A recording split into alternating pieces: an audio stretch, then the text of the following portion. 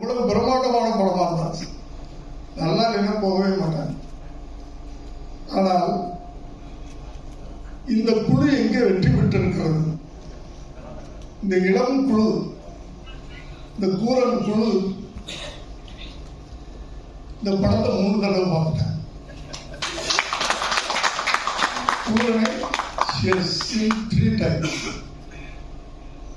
That is the symbol of success of the movie. நன்றி.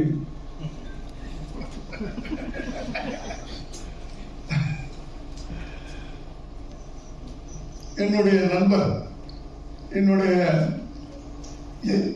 80s நான் director ஆகும்போது யார் இருக்காங்களோ இல்லையோ, ஹீரோ இல்லைன்னா கூட இல்லாம நான் படம் எடுக்க மாட்டேன். என்னுடைய அத்தனை படங்களே இருப்பாரு. அதன் தொடர்ச்சியாக இந்த படத்திலையும் இருக்கிறார். ஒன்றா என்னுடைய பிள்ளை வா அப்படின்னா வந்துடணும். வரியான்னு கேட்க மாட்டாங்க. நன்றி. இன்னும் பக்கத்தில் ஒருத்தர் இருக்கிறார், விஜய் ஆண்டனி. நம்பிக்கையின் இன்னொரு உருவம் அது. கான்பிடன்ஸ் அப்படின்னா என்னன்னா அது விஜய் ஆண்டனி. என்ன நடக்கட்டும் அதை பாசிட்டிவாவே எடுத்துக்கணும். அவர் வாயிலிருந்து நெகட்டிவா ஒரு வார்த்தை வராது. ஒரு படம் ரிலீஸ் ஆகும், அது பெரியவர்களால அப்படிதான் சூப்பர் ஸ்டார் அப்படிங்கிறது அந்த அந்த வார்த்தை அவற்றிலிருந்து அந்த ஒரு நம்பிக்கையான ஒரு வார்த்தை. எத்தனை முறை தடிக்கு விழுந்தாலும் அத்தனை முறையும் மீண்டும் மீண்டும் அப்படி எந்திரிச்சு நிற்பார்கள்.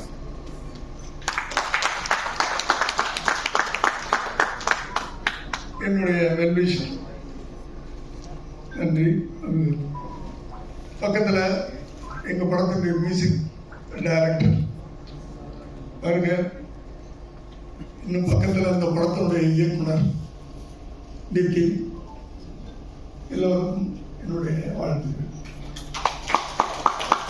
கடைசியா முக்கியமா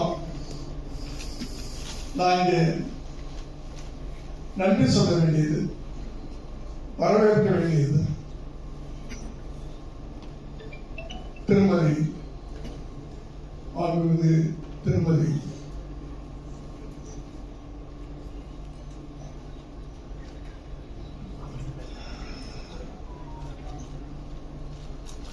யாரும் சொல்ல வரேன் உங்களுக்கு தெரியும்,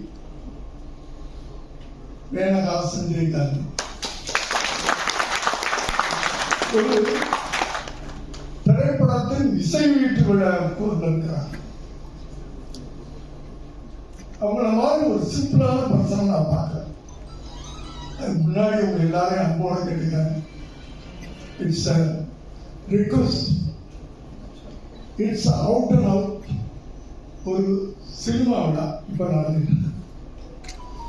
சினிமா அவுட் அண்ட் அவுட் முழுக்க கூரன் திரைப்படத்தின் music function, music release function.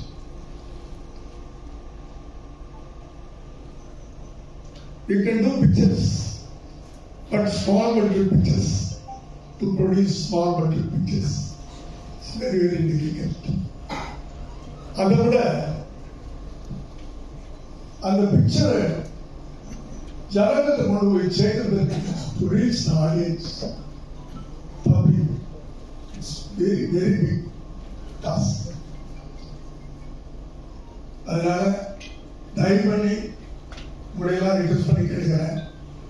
இந்த விழா முழுக்க இந்த சிறு படத்தை ப்ரமோட் பண்ணக்கூடிய ஒரு ஃபங்க்ஷனாக இருக்கணும்.